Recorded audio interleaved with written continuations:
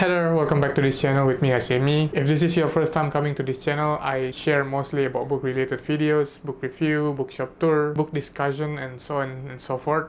I also occasionally do a vlog while I'm working in Malaysia as an expat, and just any other random stuff that I'm interested in. So if you guys are up for that, feel free to subscribe.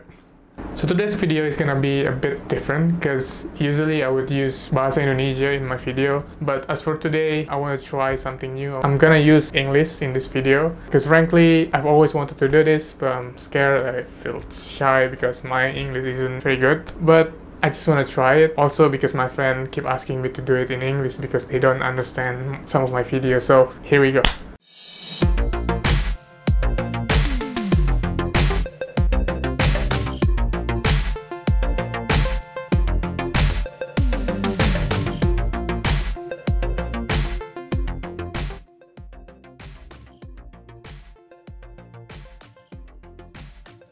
What I'm gonna be reviewing today is a Singaporean literature, a book from Singaporean author named Suffian Hakim, and it's called The Minorities. This is his second book after the first book called Harris bin Potter and the Stone Philosopher. So if you can guess from the title itself, it's actually a kind of a parody of Harry Potter. From that, you can actually pick up what kind of book he wrote. So basically, it's kind of a parodic or comedic. And the same thing with The Minorities. This book genre is actually horror comedy. I've got this book like earlier this year when I went to books actually. Yeah, it's been a long time and I haven't really had a time to review it, so better late than never. So yeah. Alright, so what is The Minorities is about? As the title goes, it tells the story of the group of minorities consists of 4 people. They all live together, they share an HDB flat in a Yishun area, owned by one of them, a mixed-race Singaporean. He has a Malay blood, Chinese, Muslim, and Jewish. It's kind of a weird combination, isn't it? But yeah, they all live together. In there with him, there goes Kantona, a promising Bangladeshi artist who's on the run from a construction company where he worked before. There's Tide, an illegal immigrant from China who's obsessed with Forrest Gump. And the third one, there's Santi, a lab technician from India who's running and hiding from her abusive husband. So they all live together, not only they share a flat, they all live together because they all share their own problems. And they all gather together in the flat is because our main character, the Singaporean, gave them a place for them to run or to hide from their own problems. But the main character itself, the Singaporean, has his own problem as well, which is he still can't get over the death of his father, and bringing together all these people, these 3 minorities, is one of his act of overcome or cope with the death of his father. So he's trying his hardest to get his father back and return as a ghost to haunt him. But instead of his father, there's another creature that actually haunts them, and it's a Pontianak called Tina. And so from there, their adventure began where they try to deal with this Pontianak and also deal with their own problems. You might be wondering what's the correlation between him, the main character, the Singaporean, trying to get over the death of his father, and him giving them the minorities place to stay. And even more, why there's a Pontianak in there. So basically, before his father died, his father said something to this main character, and it goes like this: "When I'm gone, this house goes to you. If you do anything stupid in here, like bringing home whore, I swear to Allah that I will haunt you and kill any ghostbuster you gonna call." So that's what his father ever said to him, and then that gave him an idea that if he does something stupid, then the father would go back and haunt him. That's for me how he came to an idea to give them this stranger, these minorities, a place for them to stay, because it's kind of stupid things to do, right? And well, he actually did bring some whore to the house. So yeah. And as for the Pontianak, she haunted them because one of the 4 of them do something to her place. So I'm not gonna say it because it's a bit spoiler, but there's a lot of clue in the book that we actually see in each chapter of the book.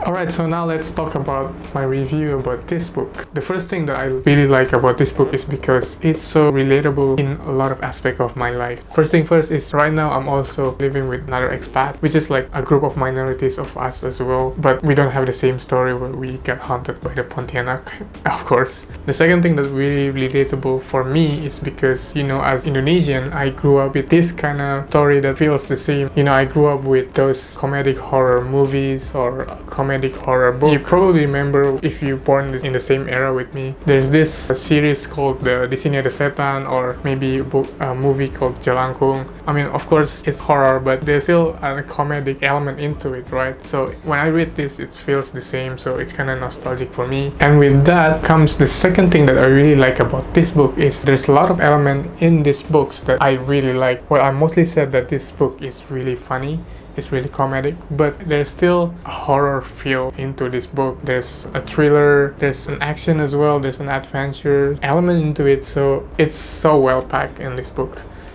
The third thing is the characters. I really like the combination of the character, the main character, the Singaporean, which, by the way, I forgot to mention that the name of this character never mentioned at once in the book. So this is like a trivia from Suffian Hakim that we need to guess what's the name would be for this character. Another character that I really like is, of course, Tite. So he's super funny, super innocent, like he's not idiot or dumb. Well, he's kind of dumb. But imagine his character like Forrest Gump, or maybe to an extreme point is like Jim Carrey's character in Dumber to Dumber. So imagine him like that. And the fourth thing is a lot of trivia that Suffian Hakim gave in this book. I mentioned one of them is the name of the main character. There's a lot of things that he put there, you know, as an Easter egg kind of things. Like, for example, like there is a reason why he picked Yisun area in this book. And then there's another thing, like in the book, there's a mention of almond here and there in some of the chapter. And actually there's some meaning to it. And another thing is that the chapter name of the book is actually a name of a food from Singapore. So that's another trivia that Suffian Hakim gave in this book. And the last thing is that it kind of opens up my knowledge of how supernatural being or supernatural world of Singapore and Malaysia looks like. And it doesn't really far off from what we had in Indonesia. They have Tuyul as well. They have a version of Kuntilanak which is called Pontianak. So yeah, I guess that's about it for my review about this book, The Minorities. In conclusion, The Minorities is super fun. It's a fun read for me. I really had a fun reading it, and as I said, it's super funny, but it's not only comedic, there's still a horror into it. Maybe the portion is probably like 65 and 35%. So if you guys really like comedic horror, I would recommend to read this book. So actually a while ago, the author himself, Suffian Hakim, came to Malaysia to talking about this book in a bookshop called My Lit Books, and I had a chance to come to listen to the session as well, where he talks about what is it about, and that's why I also knew about some of the trivia as well. And so luckily the event was recorded by book podcaster here, which is host of the event as well, called Two Nerds Talking Books. So if you guys want to listen the full session of the talk as well, I would put the link in the description box so you guys can listen to it if you want. And so yeah, that's about it for today's video. And so I would like to ask you guys, do you prefer that I use English or I should go back and stick to Bahasa Indonesia? So thank you guys for watching. I hope you like this video. If you have something to say, just feel free to write it down below. And if you guys want to see more of this and want to support this channel, please hit subscribe. And I'll see you in the next video. Bye.